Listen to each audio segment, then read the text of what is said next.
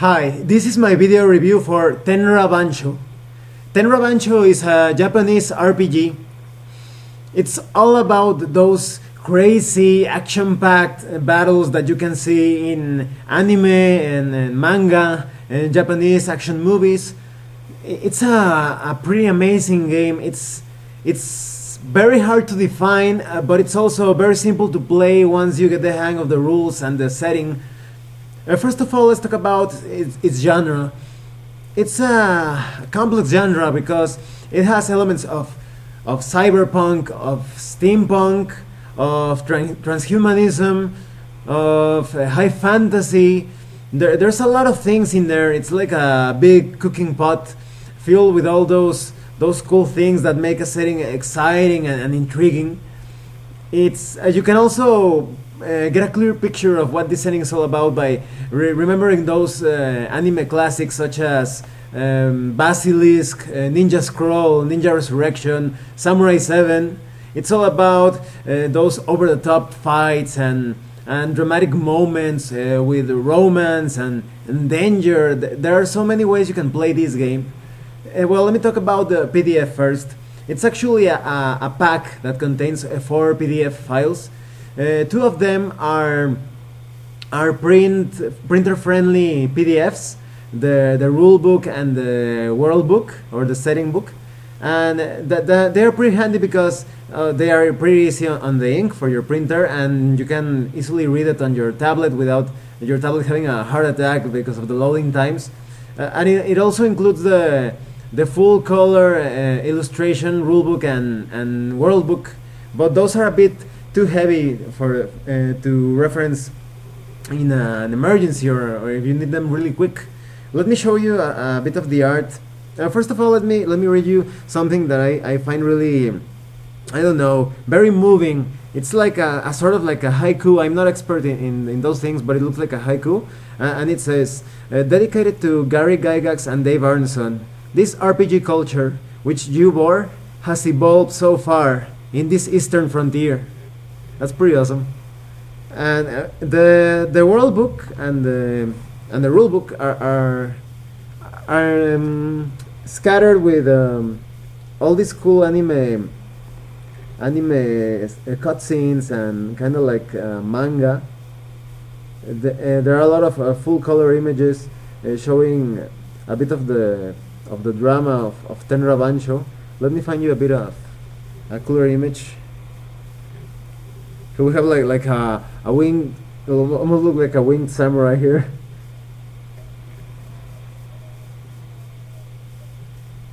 Samurai in this game are a bit monstrous. They sacrificed part of their humanity, implanting themselves with these like soul stones that empower their abilities and help them get a boost for a set amount of time.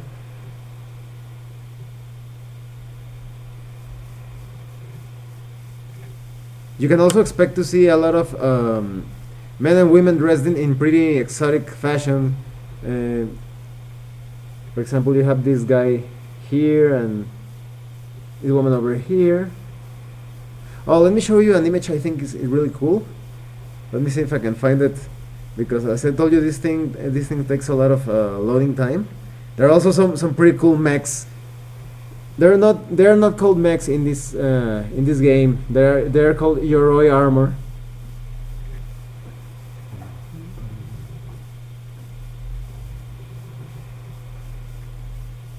There are some images that may disturb some people who are not accustomed or used to Japanese to anime and manga. There's even some that some would consider indecent. For example, this is one of the more decent images that I'm referring to. Oh, it's taking a bit of a while to load. Well, let me show you this awesome kongoki.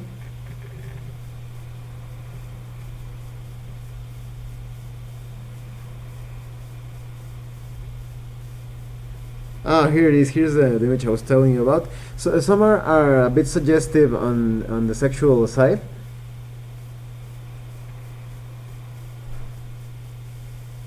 This ninja looks pretty cool too. Well, all in all, the PDFs are pretty great. The full color PDFs are not as friendly to reference in a quick moment.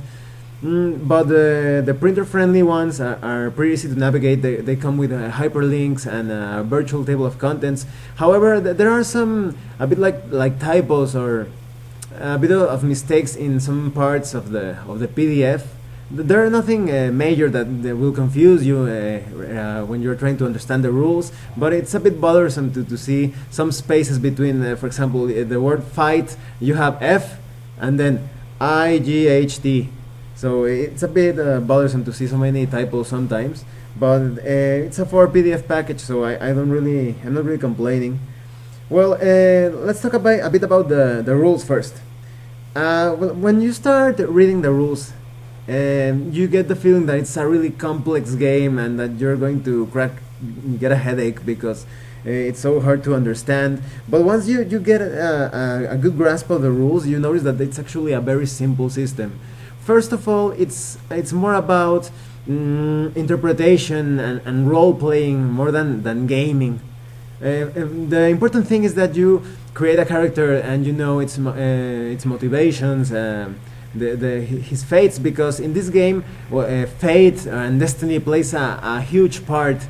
Everybody starts with a major destiny and a number of fates, and these determine the amount of Aiki cheats that the player character will receive as he moves through the adventure or the scenario. Aiki cheats are like a currency that you can transform in different things. For example, you want to boost your attacks, you can turn those Aiki cheats into Ki, so your attacks are stronger. And it's a bit of a you need a bit of a good resource management to see when you need to use these Aiki cheats, and you have to think how to receive them, because Aiki cheats are also a form of praise or gratitude that the player gives to you when you roleplay your character in a great way. So for example, if you're role-playing a samurai and his destiny has something to do with killing a certain foe, every time he delivers a cool line or acts in a really cool way about how he's going to crush this enemy or how he's going to foil his plans, the players should reward that player giving him Aiki cheats, because he's portraying his character in a very awesome way. And that's the important thing of the entire game. You need to create a cool story. There's no obligatory or forced death when the enemies attack you. Most of the time, even if you fight against overwhelming odds, there's a good chance your character will just fall unconscious or maybe captured or something that keeps him in the story. But of course, if the player considers it to be a dramatic enhancement or flourishment, he could have his character killed. And there is also a greater risk besides dying. There is the risk of your character becoming an asura, because this game is heavily based on Eastern spirituality, particularly Buddhism. So an asura is like when a human becomes possessed. It literally means a demon disguised as a human. And in this game, the more Ki you use and certain other things will generate karma. Karma in the sense that you are getting too attached to a worldly concept, maybe a person or an objective, and in that attachment you lose yourself, and suddenly you become too attached, and you become like you get trapped in a material world. So your character immediately becomes a bad guy, and that thing he was trying to protect or achieve, he may end up destroying it because he becomes too obsessed with it. Maybe he's trying to protect someone, and in his quest and desperation to protect that person, he ends up killing that person under the justification that he's protecting that person against his or herself, or he killed that person because he didn't want somebody else to hurt that person. And that's the way your character gets lost it transforms into an asura, which is a non-player character, and ends up as a villain. And this is applied to many other things. Maybe he's trying to achieve an ideal, but he starts using really seek methods to achieve that ideal, and the ideal is lost in the process.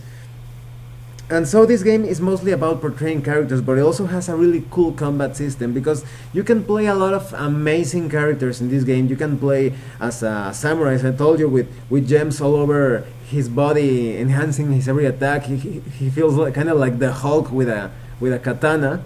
And you can also play as a ninja that also enhanced his arms, so that he can perform dark arts. So you don't get too surprised if your characters, if your players are suddenly performing ninja hand signs and going rin kyo and shooting all sorts of crazy attacks. You can also play as it feels like an Evangelion pilot, not exactly, that, like those children that go inside those giant robots, but it kind of reminds me like that. It's not exactly like that, but it's more like they are robots piloted by children, by innocent children. And you can also play as living mannequins, living dolls that can have they are practically human and have this ability to entrance people, like put them in an hypnotic state. And you can also play as a monk that can heal people, because he's housing a parasite inside himself. This sort of worm, an elite worm, I think it's called. The monk or the healer can use it to heal others, but he can also use it to attack, and it looks a bit gross because that worm probably travels all over his body, in and out. So those are pretty weird Japanese concepts that at least in my case, I really love and like. I've grown up watching all those anime and manga portraying such things. And so you're always excited about playing this new character, because this game can play as a campaign. You can play it as a campaign setting, but it works better as a one-shot game. You can divide the story in acts, and each act allows you to explain a bit more about your character, how he or she relates to the world, and it goes all the way down until the last act, when everything comes to a closure. And the player feels like she has a lot of control over her character, so she doesn't feel like something is forced or dictated by the die roll. She's always thinking about the best dramatic moment to win, to die, to even maybe turn her character into an Asura. So in future scenarios, that one's player character is now a non-player character who is very evil and ready to destroy the player characters. And something that it's also pretty cool is the emotion matrix. The emotion matrix, it's like a chart, and every time your character meets a new character, she rolls the dice, and she determines what her stance or her attitude against that character will be. Maybe she meets a ninja, and she rolls the matrix dice and the emotion matrix, and she notices that her character is attracted, maybe sexually attracted to that character, or maybe she hates him, or maybe she's indifferent. All of that is determined by the emotion matrix, and that can also be influenced by your use of Aiki cheats. And so once again, this game is all about character portrayal and expressing all that drama. And you have all these cool rules for all sorts of magic power, for all sorts of biotechnology and cybernetic implants. So you never run out of ideas on how to create a cool character. And don't get me started on the world book. It's a huge campaign setting, and it's such a paradox, such a contradiction, because it offers you like a huge blueprint, but with a lot of blank spaces, so you can fill them and shape the world however you want, or how you like. The rulebook even has a sort of introductory campaign at the end of it, but it constantly advises you on how to expand or shape the world to your vision and that of your players' visions. Because the players have a lot of input in this game. Sometimes they may even act as NPCs themselves. They may even create new places and people in the world, in the setting. And you, as a game master, you have to adapt and take your players' wishes into account, and give them consider them important enough to reference what the players have created. If the player said, the town of Blue Spring is in the eastern part of the map. You have to remember that now a town called Blue Spring exists, and so it's a great feedback between players and the GM, creating this amazing huge world, because the world book gives you a lot of structure about the different regions, the political structure, the social problems. It gives you a lot of details about the world, but it leaves, as I told you, a lot of places where you can no, I want this government to be like this, and I want the rulers of this land to be like that. So it's a very complete book. It's so full of content that even the designer, the translator, gives you advice on how to use it. No, please don't read it all at once. Read this part and this other part first. And that's just amazing. I love it when they include such complete campaign settings with the rules. And the entire rule book comes with a lot of advice on how to carry out the perfect Tenra Bansho Zero session, because they give you examples on how role-playing games are played in Japan and how they compare to us here in the western side of the world. And it's very interesting to see how gaming life in Japan is. And you also get all these cool manga skits telling you how to play the game or explaining rules. Although some of them, particularly in the world book, are a bit blurry and you can't read them at all. But most of them are pretty fun, and you get to learn the rules while reading them. And the system uses 6-sided dice. It's actually quite simple. You have to check your attributes and a specific skill to see how you perform in that skill. For example, let's say you want to attack someone with a special, maybe a melee attack or a range attack. Depending on the attribute, you would, for example, let's say you want to shoot an arrow at someone. You check your agility. If you have I don't know, 4 agility, and you have a ranged skill of 3. That means you can roll 4 dice, and each of those 4 dice that come 3 or lower, because the ranged attack skill was 3, counts as a success. And they are all contested die rolls against the opponent. So, for example, you roll your dice and you get more successes than your opponent, you're going to wound him. But the cool thing in melee attacks, at least, is that if your opponent beats you in that roll, he gets to wound you. So you can have some pretty cool scenes. For example, if you are the powerful samurai or a ninja, you can go walking around, and if, let's say, 10 enemies attack you and they have crappy melee attack skill, you are going to be cutting them down. They're just going to be slamming against you, and they're going to die right there and then. And those are pretty cool anime moments, you know, when you see the hero slashing everybody, like cutting hundreds of enemies with each stroke. And they also encourage you to decorate and give a lot of flourishes to your movements and your actions. That if you're using a ninja character, don't just dodge the attack. You can say that he pulled one of those cool Kagebunshin tricks where it's actually a clone or a shadow image, and the ninja is right behind the opponent. So you can pull all those crazy stunts. And the book also compares this game to a kabuki theater production, and that's pretty cool, because I knew very little about kabuki, and this game explains that in a kabuki play, the audience is supposed to cheer on. If you see that the hero is beating the crap out of the enemy, and you have to go like, oh yeah, hero, you go and beat him, come on, kick his ass, things like that. So you have to you express this encouragement to the player who is in the acting character in the scene. For example, let's say your friend is actually is currently a Buddhist monk, defeating all these enemies around him, or maybe giving a powerful speech about how to achieve peace in a region. And you can praise his performance by giving him Aiki cheats that, as I told you, are like currency.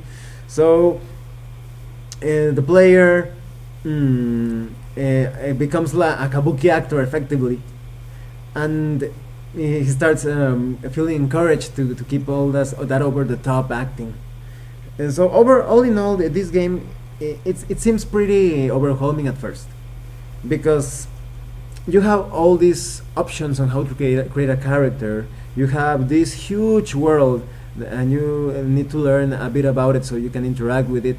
But once you learn about the setting and you get a good grasp of the rules, it's very streamlined, and character creation becomes a bit more fluid.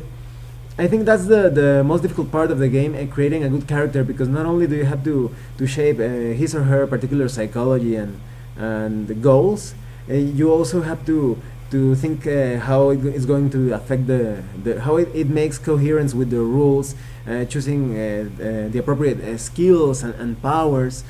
But once you get the hang of it, the game runs pretty smoothly. I highly recommend it, especially if you like anime, manga, and all of that. You have to get this game, and it will take a bit of time, maybe a few days of studying the rules.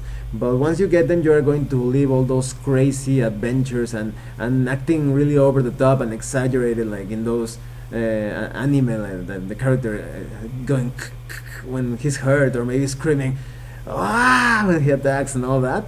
It's going to be an awesome experience for you and your players, and everybody feels like she's shaping the world and creating a memorable tale.